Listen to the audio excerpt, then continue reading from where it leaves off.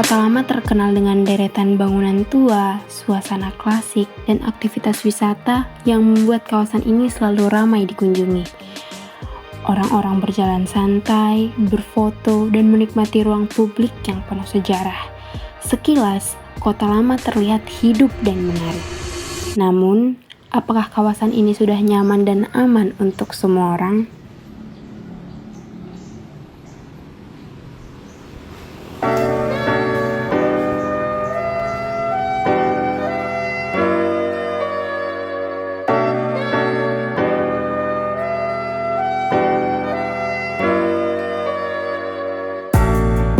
Jika diperhatikan lebih dekat, kondisi trotoar di Kota Lama ternyata belum sepenuhnya nyaman. Di beberapa titik, permukaannya rusak, sempit, licin, bahkan berlubang.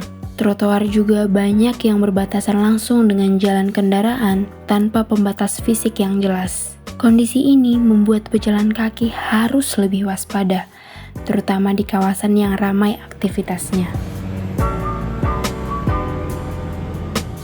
Permasalahan trotoar ternyata tidak hanya pada kondisi permukaannya. Sepanjang jalur pejalan kaki di Kota Lama, seringkali ditemukan pot tanaman, tiang, kabel, dan street furniture yang diletakkan di tengah jalur. Hal tersebut tentu berakibat pada pejalan kaki yang kerap harus berbelok atau bahkan turun ke badan jalan, yang tentu menimbulkan resiko bagi mereka pengguna jalan. Bagi mereka penyandang disabilitas, khususnya tunanetra, kondisi ini menjadi jauh lebih kompleks. Jalur taktil yang seharusnya menjadi pemandu seringkali terputus, tertutup, dan tidak mengarahkan dengan jelas. Minimnya penanda arah dan informasi navigasi membuat tunanetra sulit bergerak secara mandiri. Padahal, komunitas penyandang disabilitas seperti PPDI Kota Semarang memahami langsung tantangan ini. Namun, hingga kini, advokasi terhadap kondisi trotoar di Kota Lama tersebut masih belum berjalan optimal. Pemerintah Kota Semarang sebenarnya memiliki visi untuk menjadikan Kota Semarang sebagai kawasan yang inklusif. Namun, tanpa dorongan nyata dari masyarakat dan lembaga terkait, tentu visi tersebut berisiko hanya menjadi wacana. Disinilah peran komunitas seperti PPDI Kota Semarang menjadi sangat penting sebagai jembatan antara kebutuhan nyata penyandang disabilitas dan kebijakan pemerintah. Tanpa advokasi yang kuat, permasalahan trotoar berpotensi terus terabaikan.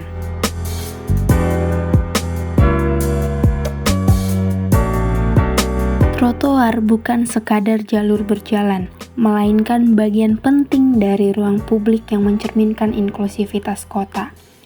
Agar Kota Lama benar-benar dapat dinikmati oleh semua kalangan, dibutuhkan kolaborasi antara pemerintah, perencana, pengelola, dan komunitas disabilitas. Selanjutnya, kita akan melihat solusi dan praktik terbaik yang dapat menjadi acuan untuk mewujudkan trotoar Kota Lama yang aman, nyaman, dan ramah disabilitas.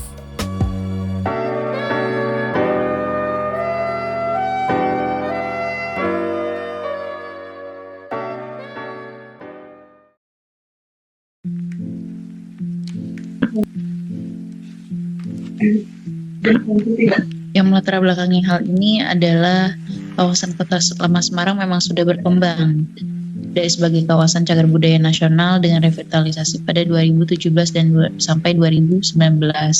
Namun pada 2025 infrastruktur pendukung bagi penyandang disabilitas khususnya tunanetra masih belum terpenuhi dan juga belum optimal. Kondisi ini menimbulkan dampak sosiospasial. Dalam konteks perencanaan wilayah dan kota, hal ini menunjukkan pentingnya integrasi prinsip inklusivitas dalam penataan kawasan. Tujuan dari penelitian ini adalah mengenali dan mengelompokkan stakeholder, kemudian menjelaskan ciri-ciri masalah sosial dan masalah perencanaan di Kota Semarang yang berkaitan dengan disabilitas, khususnya tunanetra, kemudian menguraikan kronologi masalah dan menunjukkan sosiospasial proses. Yang keempat, menstrukturkan akar masalah utama dan mendampak masalah sosial. Yang kelima, mempelajari best practice. Kemudian yang keenam, merekomendasikan alternatif penanganan masalah melalui upaya-upaya dalam perencanaan wilayah dan kota. Kawasan Kota Lama Semarang memiliki luas sekitar 31 hektar yang berfungsi sebagai pusat wisata heritage, kuliner, dan ekonomi kreatif, serta memiliki area pedestrian hasil revitalisasi, namun aksesibilitas bagi penyandang disabilitas masih terhambat. Berikut adalah peta kawasan Kota Lama Semarang. Kami mengambil literatur dengan judul Peran Pemerintah Kota Semarang dalam Pemberdayaan Penyandang Disabilitas. Kami menemukan permasalahan pemberdayaan tunanetra di Kota Semarang masih terhambat oleh keterbatasan akses fasilitas publik yang inklusif, lemahnya koordinasi antar instansi, keterbatasan anggaran, serta kurangnya monitoring dan sosialisasi, sehingga program belum berjalan optimal dan merata.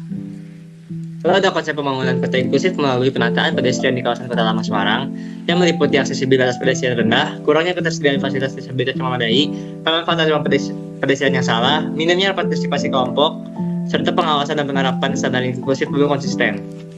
Lalu ada Perkumpulan Penyandang Disabilitas Indonesia atau biasa disebut PPDI yang memperjuangkan pemenuhan hak dan kesetaraan bagi penyandang disabilitas Indonesia, advokasi kebijakan inklusif, pemberdayaan anggota, serta kolaborasi dengan lembaga pemerintah dan pelaku kepentingan lain.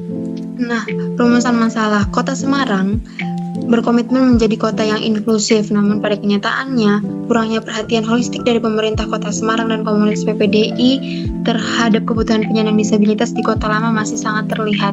Permasalahan tersebut terbagi menjadi dua, yaitu permasalahan spasial dan sosial. Permasalahan spasialnya itu ketidaklengkapan penuntun jalan, banyaknya hambatan fisik pada jalur taktil dan trotoar di Kota Lama Semarang belum aman bagi tunanetra, dan permasalahan sosialnya yaitu minimnya advokasi spesifik wilayah oleh PPDI dan keterbatasan koordinasi dan kolaborasi antar kelembagaan seperti PPDI, pemerintah Kota Semarang, dan pengelolaan kawasan heritage. Kemudian dari paparan tersebut, kami membuat pohon masalah dengan mengklasifikasikan dua aspek, yaitu aspek sosial dan spasial, yang masing-masing menjadi dampak direct dan indirect yang menimbulkan masalah utama, yaitu adanya aksesibilitas di kawasan Kota Lama Semarang yang masih belum ramah bagi penyandang tunanetra karena keterbatasan fasilitas penunjang dalam menyediakan lingkungan yang aman dan inklusif. Kemudian dari permasalahan utama ini sendiri nantinya akan menghasilkan dampak yang akan diklasifikasikan juga menjadi daerah yang indirect pada masing-masing aspek, yaitu sosial dan spasial. Kemudian dari pohon permasalahan tersebut di aspek sosial kami mengklasifikasikan sebagai daerahnya dengan cakupan yang pertama adalah perilaku pengguna ruang dan kualitas pelayanan atau SDM itu sendiri. Kemudian dari sebagai indirectnya cakupannya yang pertama adalah komunitas PPD itu sendiri dan sistem pelayanan publik. Untuk aspek sosial juga pada akibat yang direct itu cakupannya adalah yang pertama mobilitas dan interaksi sosial serta ketidakmerataan akses terhadap pengalaman wisata. Kemudian untuk aspek indirect itu sendiri cakupannya adalah yang pertama pembatasan partisipasi sosial jangka panjang dan menurunnya daya tarik destinasi bagi pengunjung berkebutuhan khusus. Selanjutnya pada permasalahan spasial ada sebab direct yang dimana ada dua cakupannya, yaitu ketersediaan fasilitas fisik aksesibel dan penataan elemen fisik ruang publik. Lalu untuk sebab indirect yang ada dua cakupan, yaitu integrasi aksesibilitas dalam perencanaan kawasan serta pengawasan dan penegakan regulasi aksesibilitas. Lalu selanjutnya ada akibat direct ada dua cakupan, yaitu ketidakterbacaan struktur ruang dan keterbatasan akses navigasi dasar. Lalu ada akibat indirectnya yaitu ada integrasi aksesibilitas dalam perencanaan kawasan serta pengawasan dan penegakan regulasi aksesibilitas. Lalu selanjutnya ada stakeholder mapping yang kuadran 1 yaitu pemerintah Kota Semarang, badan pengelola kawasan Kota Lama, dan pelaku usaha dan pengelola bangunan. Lalu untuk kuadran 2 itu ada Satpol PP, Dinas Pariwisata Kota Semarang, dan kuadran 3 itu ada komunitas sosial difabel dan konsultan aksesibilitas. Lalu kuadran 4 ada pengunjung wisata, komunitas heritage, media lokal, dan UNESCO. Kemudian ada stakeholder mapping dengan 3 kategori, primer, sekunder, dan tersier. Di primer itu sendiri terhadap pemerintah Kota Semarang, badan pengelola kawasan Kota Lama, serta pelaku usaha sekitar Kota Lama. Kemudian pada sekunder, Dinas Pariwisata Kota Semarang, komunitas sosial difabel, konsultan aksesibilitas, dan juga Satpol PP. Kemudian pada tersier, ada pengunjung wisata Kota Lama, komunitas heritage, media lokal atau influencer wisata, dan juga UNESCO. Kemudian kami setelah melakukan pemetaan terhadap permasalahan di kawasan Kota Lama, yang dimana terdapat paving block yang masih rusak, dan sebagian besar paving block ini masih dihalangi oleh kegiatan masyarakat sekitar ataupun digunakan sebagai tempat parkir, dan juga ada beberapa sebagian wilayah yang tidak memiliki paving block itu sendiri. Oke, masuk ke bagian kronologis masalahnya yang timeline permasalahan. Pada tahun 1678, Kota Lama sebagai perdagangan kolonial, jadi tidak dirancang untuk memenuhi kebutuhan tunanetra. Masuk ke periode revitalisasi hanya memperindah saja, tapi kebutuhan aksesibilitas tunanetra tidak diprioritaskan. Lalu pada tahun 2020 sampai 2022 kawasan semakin ramai, namun jalur taktil tidak menyeluruh dan masih banyak kehilangan. Tahun 2023 sampai 2024 mulai muncul regulasi baru terkait pengelolaan kota lama. Dan pada tahun 2024 sampai 2025 terlihat semakin tertata, tapi fasilitas pendukung tunanetra masih terbatas juga. Dalam permasalahan ini, PPDI Kota Semarang berperan sebagai komunitas yang mewakili kepentingan penyandang disabilitas termasuk tunanetra.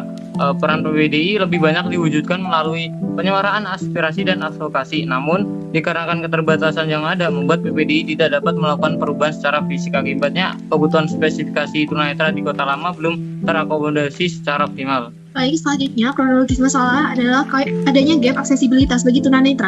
Dalam konteks disabilitas, kebutuhan demand atau tunanetra terhadap ruang publik yang aman dan mendukung mobilitas mandiri belum diimbangi dengan penyediaan fasilitas sebagai supply yang memadai. Fasilitas aksesibilitas yang ada masih bersifat terbatas, terpisah, dan belum terintegrasi sebagai sistem.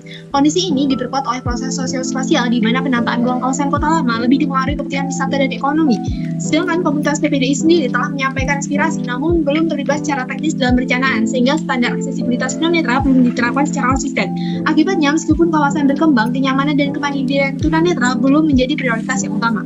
Lalu yang selanjutnya adalah sosiospasial proses. Yang pertama, aspek sosial karena rendahnya kesadaran masyarakat serta keterlibatan komunitas PPDI yang belum optimal dalam proses perencanaan kawasan, maka kebutuhan aksesibilitas penyandang tunanetra belum terakomodasi secara menyeluruh. Akhirnya partisipasi dan interaksi sosial tunanetra di kawasan Kota Lama menjadi terbatas. Aspek spasialnya, karena perencanaan kawasan belum mengintegrasikan aksesibilitas bagi penyandang tunanetra, maka fasilitas dan infrastruktur ruang publik tidak ramah disabilitas dan tidak inklusif. Akhirnya mobilitas penyandang tunanetra terhambat serta resiko kecelakaan dan juga bahaya fisik meningkat. Di Jepang, teknik paving dikembangkan menjadi lebih inklusif dengan mengintegrasikan sistem paduan suara berbasis semaghorn. Inovasi ini efektif karena tidak memerlukan perubahan besar pada fisik trotoar, mudah diterapkan, dan mampu meningkatkan rasa aman. Jika dibandingkan dengan kondisi trotoar di Kota Lama, terlihat bahwa jalur taktil saat ini belum konsisten, sering terhalang, dan minim informasi. Inovasi ini relevan diterapkan karena dapat diimplementasikan serta bertahap tanpa renovasi besar. Untuk rekomendasi yaitu penataan fisik trotoar di Kota Lama perlu diperlebar dan dibenahi agar tidak licin dan bebas lubang serta terbebas dari hambatan. Lalu untuk menambahkan jalur pemandu tunanetra, ini harus dipasang konsisten dan menyambung dari titik akses utama. Lalu untuk integrasi trotoar berbasis audio diperlukan pilot project trotoar berbicara di koridor prioritas dengan parking berpola khusus. Untuk pembelajaran utama yaitu peningkatan dukungan dan regulasi pemerintah, penguatan infrastruktur, integrasi teknologi, kolaborasi dengan komunitas, dan pentingnya inklusivitas dan pelibatan apresiasi warga lokal. Maka dari itu, impresi dari kami, masalah aksesibilitas di kawasan Kota Lama menunjukkan adanya kesenjangan antara komitmen Kota Semarang untuk menjadi kota inklusif dengan kondisi nyata di lapangan. Meski komunitas PPDI telah melakukan advokasi disabilitas, perhatian terhadap kebutuhan tunanetra di kawasan ini masih terbatas. Padahal, kawasan Kota Lama sendiri merupakan ruang publik yang ramai. Hal ini menegaskan bahwa perencanaan kota tidak cukup berfokus pada estetika dan pariwisata, tetapi harus memastikan ruang publik aman dan inklusif bagi semua, termasuk penyandang tunanetra. Baik, mungkin sekian pemaparan dari kelompok kami. Kurang lebihnya mohon maaf. Terima kasih. Wassalamualaikum warahmatullahi wabarakatuh. Waalaikumsalam.